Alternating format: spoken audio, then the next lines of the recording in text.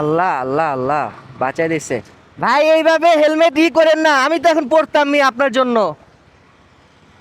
কি একটা অবস্থা আমার, বুক ধুরু ধুরু করতেছে, পুরো চাকার সামনে এসে পড়ছে হেলমেটটা। ভাই পাঠাও চালান, উবার চালান, এগুলো আমি নিজেও চালাই, এটা কোনো অসুবিধা না। কিন্তু হেলমেট যেটা ক্যারি করেন, বাটি হেলমেট ক্যারি করেন আর হাই কোয়ালিটির হেলমেট ক্যারি করেন, আপনি সেফলি ক্যারি করেন। এটা পড়ে গিয়ে এই যে আমি এখন একদম চাকার সামনে, আমার হাতে কোনো অপশনই ছিল না।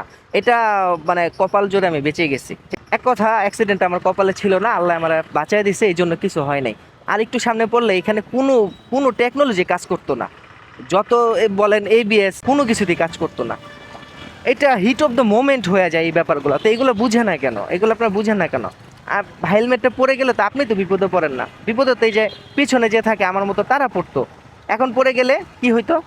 যারা পাঠাও, উবার বা এরকম রাইড শেয়ারিং এর সাথে যুক্ত আছেন, তাদের প্রতি বিনীত অনুরোধ ভাইয়া, হেলমেটটা অন্তত সেফলি ক্যারি করেন, এটা যেন পড়ে না যায়। আর পিছনে যাত্রী হাতে দিলে তাকে বিশেষভাবে বলে দেন, ভাইয়া আপনি যদি এটা এইভাবে পড়েন তাহলে পড়বে না।